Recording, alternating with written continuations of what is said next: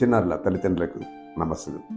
గత వీడియోలో తల్లిదండ్రుల మాట వినని పిల్లలు వాళ్ళ తాతయ్య మామ చెప్పినా లేదా కొంతమంది వాళ్ళ యొక్క ఇష్టమైన అంకుల్స్ చెప్పినా వాళ్ళ మాట వింటారు, లేదా వాళ్ళ టీచర్స్ చెప్పినా వింటారు అన్న విషయం గురించి మనం మాట్లాడుతున్నాం.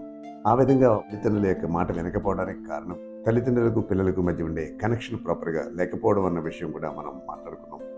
ఇక్కడ మనకు తెలియకుండానే మనం తల్లిదండ్రులం కాబట్టి మన పిల్లల్ని కంట్రోల్ చేసే హక్కు, అలాగే వాళ్ళని నియంత్రించే అధికారం మనకుంది అని చెప్పి పొరపాటుగా భావిస్తూ ఉంటాం. తల్లిదండ్రులుగా మనకి హక్కులు, బాధ్యతలు, అలాగే నియంత్రించే హక్కులు ఉండవచ్చు.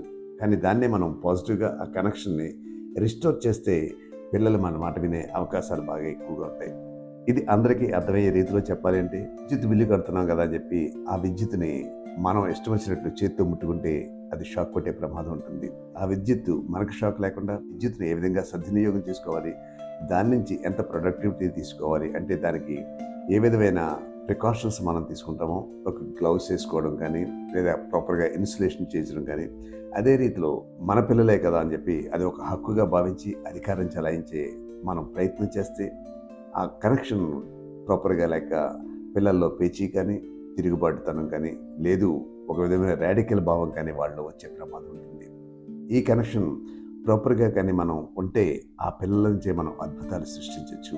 అది ఏ విధమైన అద్భుతాలు మనం సృష్టించవచ్చు అంటే, మన పిల్లలు మన దగ్గర ఉండడానికి, మన మాట వినడానికి, మనతో గడపడానికి ఎక్కువ ఇష్టపడుతూ ఉంటుంటారు. అదేవిధంగా మన సంరక్షణలో ఉన్నంతసేపు కూడా వాళ్ళు కంఫర్ట్గా ఫీల్ అవ్వడమే కాకుండా మోర్ సెక్యూర్డ్గా కూడా ఫీల్ అవుతుంటుంటారు. అలాగే మనం డిమాండ్ చేయకుండానే వాళ్ళు మనకి గౌరవం ఇవ్వడం కానీ, మన మాట వినడం కానీ, మనం ఆశించిన రీతిలో వాళ్ళు మలచబడ్డానికి కానీ అవకాశాలు ఉంటుంటాయి. ఆనందాలు, ఆ పిల్లల ద్వారా వచ్చే అనుభూతులు అన్నీ కూడా ఏంటంటే తల్లిదండ్రులుగా మనం పూర్తిగా ఆస్వాదించడానికి అవకాశం వస్తుంది. ఇక్కడ మరొక అంశం కూడా గుర్తుంచుకోవాలి. పిల్లలతో పాజిటివ్ కనెక్షన్స్ పెంచుకుని మనం ఆశించిన రీతిలో వాళ్ళని తర్ఫీదు ఇవ్వాలి అంటే వాళ్ళు అడిగిన ప్రతి డిమాండ్ని మనం యాక్సెప్ట్ చేయమని కాదు. అదేవిధంగా వాళ్ళ అభీష్టం ఎలా ఉంటే అలాగ నడవమని కూడా కాదు.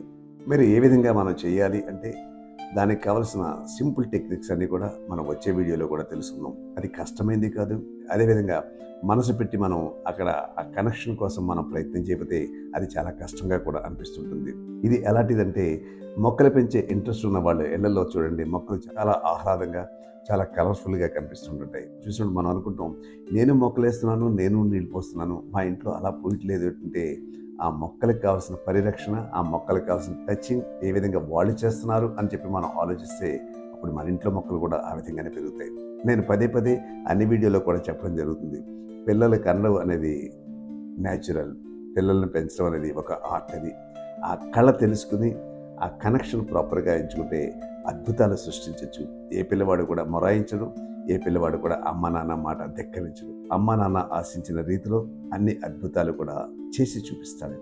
దీనికోసమే ఖలీల్ జిబ్రాన్ అన్న తత్వవేత్త కూడా చెప్తూ ఉంటాడు, పిల్లలు మనవాళ్ళు అనుకోవద్దు, వాళ్ళు మన నుంచి విడవబడ్డ బాణాలు. వాళ్ళ యొక్క లక్ష్యం వాళ్ళకు ఉంటుంది. మనం చేయవలసిందల్లా ఆ బాణం ఆ లక్ష్యం చేరే దిశగా మనం ఆ విల్లుని ఎక్కిపెట్టి దానికి కావలసిన సంరక్షణ అంతా చేయాలి. వాళ్ళు మన నుంచి వచ్చినంత మాత్రాన మనవాళ్ళు కాదు, రేపటి భవితకు దిశానిర్దేశక చేసే ఒక అద్భుతమైన శక్తివంతులు.